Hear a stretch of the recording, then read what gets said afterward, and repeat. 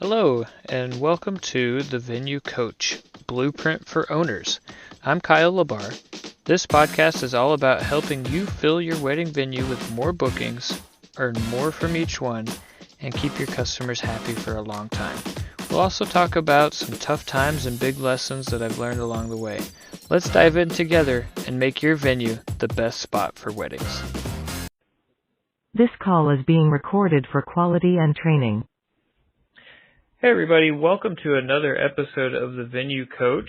Today I have a special treat. I have Jen on the line with me, and she's so gracious and is willing to come on today and chat a little bit about the process that she's gone through to book her venue, and a little bit about Jen. She's actually our manager at one of our venues at the Villa. And she started with us at the beginning of the year and booked with us at the end of last year. So, pretty excited to have her in the family and on the team, and even more excited to host her wedding next summer at the Black Oak. So, Jen, would you mind telling us a little bit about the process? So you've seen it from both sides. You've been the bride hunting for a venue, hunting for vendors, and you've been on the other side as a manager of a venue. And so I want to hear about your process as the bride-to-be. And so fill us in. How'd you start searching for your venue? What were all the things that you and Travis were thinking about? And I'll turn the time over to you and let you tell the tale. Great. Thanks, Kyle. I'm excited to be on here and just talk about everything, because it really has been really exciting past 2 months, wedding process, and, working at the venue and seeing it on that side too. So, on my personal side of things, we were honestly trying to figure out first where we wanted to get engaged. We're very much engaged. We got engaged, but we're going to get married. Right. But we are very much outdoorsy people, and so at first we actually thought about getting married in Montana, but then we thought realistically, for us and our families, maybe somewhere where we live and not everybody has to constantly travel to multiple locations. So then we decided to stay out in Texas. Okay. And then, so from there, we live out in East Texas area. Travis has lived here for quite some time. I'm more new to the East Texas side. But East Texas was definitely where I know he wanted to kind of settle down to get married, everything here, because it's just more of his vibe, laid back. Home. And I'm all for that. Nice. And so then we started searching. It honestly started on Google. I know Google can be a love-hate sometimes, but Google helped me start my wedding journey. And nice. So what did you type in? Best wedding venue, East Texas? Actually, it's probably something very similar to that. Yep, that's SEO, guys. That's SEO. It's important. I would say it was very similar to that. And there were a few, wedding guides, for lack of a better word, that popped up, and I found one. I don't remember exactly what it was, but it was some document that had a book of all of these different places in East Texas, and it was actually really convenient because you could almost filter by the type you were looking for. Everyone has different styles. We were looking for more farmhousey, nothing too crazy, because we're very we're more laid back people, so we didn't want anything that had a lot going on in it. So just something simple, minimalistic, everything like that, and more farmhousey. And so we were able to filter by that, but then also kind of by budget, which was nice, because then you're not looking and finding a venue that you're oh my gosh, I think this would be great, and then you're going down that hole and you're oh no, maybe it's more than we want to spend. So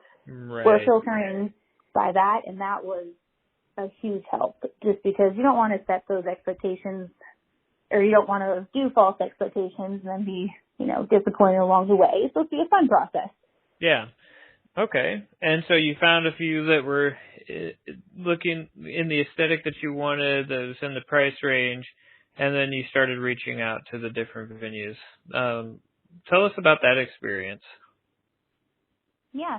So most of them, you can go, really, I think every single website, venue that we were actually looking at, the website was where you can actually go and, book a tour, see what times were available, everything like that. So we kind of narrowed down a few that we liked. Travis and I sat down and found 4 or 5, maybe 6. It might have been closer to 6, but found a few that we liked and went on the website. I was very much like, okay, let's just go online, make it easy, book things that way. So try to find ways to, reach out and book them. Some of them were easier to find. I think we ended up dismissing one possibly because their website didn't have a whole lot of information, wasn't easy to book something with, and I'm like, let's make it simple. Oh, gotcha. So they were making it hard to contact them and get something going. Yes.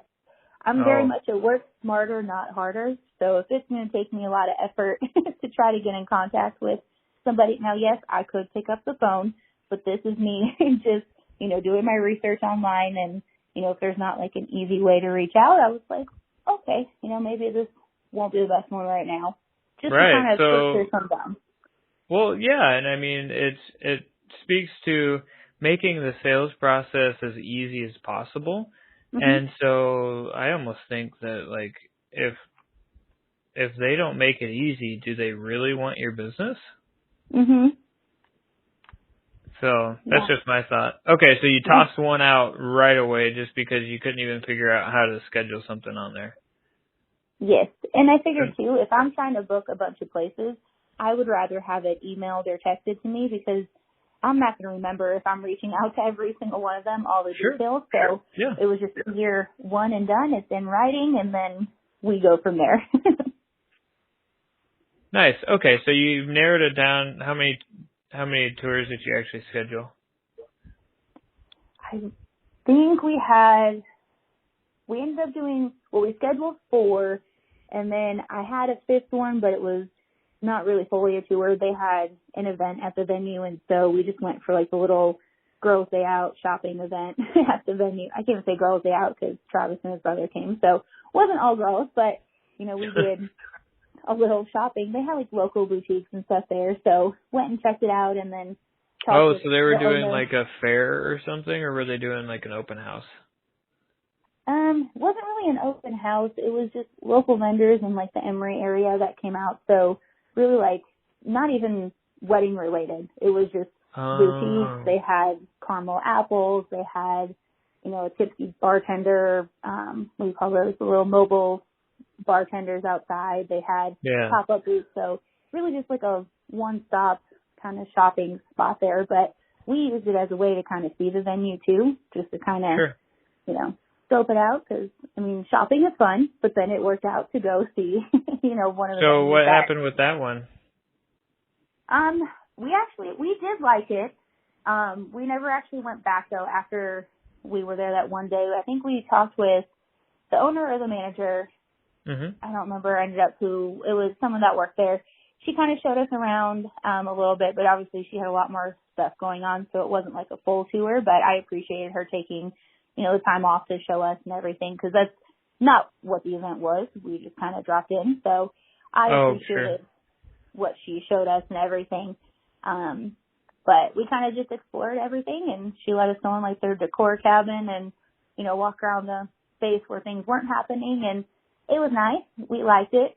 But then we knew we had other tours, and once we got on the other tours, we kind of forgot about that one. It wasn't one that was like my go-to, and they didn't have my information or anything, so we didn't have any like additional follow-ups or anything like that. But later on, we saw some other ones, and you'll learn about my whole process along the way. But it was great. It was definitely a contender. But then as we continued on our wedding hunt, we just kind of dismissed that one. Okay, gotcha. So then you moved on to the next ones. Yes. Okay. So tell us about that. Yeah. So the next one that we actually, yes. So these are ones we actually had tours scheduled for. So it was going to be a 2-day ordeal. I tried to get as many in one day as possible, but got 3 scheduled in one day, and then one, I think, ended up being like 5 days later was like the earliest I can get into that one. So had a day to go see 3 of them, and so we made a whole day of it, which was fun. So Travis and my mother-in-law were all on the little adventure. She wanted to tag along and see the venue, so it made it fun too. But yeah, so made a whole day of going to the venues. Okay, so tell us about the pre going to the venue. Like, you submitted the contact form, and then the venues start reaching out. What did that process look like? I will say everybody had a different process. Trying to go overall, one of them I really didn't hear much from. It was more so you could tell it was probably just an automated, we get so many things coming through, they send the automated messages, perfectly fine. But that was, the one and only, I think, feedback that I had is from them. And it was, I think, really just a confirmation saying, hey, your tour is on this date this time. We can't wait to see you. And then it shared some information after that. So that was really all on that end.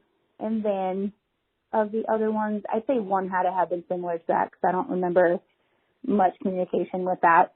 And then I had 2 that were decent communication. I had one, we talked a little bit back and forth, but then one of the venues, it was just lots of fun communication, telling me about the venue, and then if I didn't respond, then it was actually like pulling me back in and talking about, getting to know me as a bride. What am I looking for?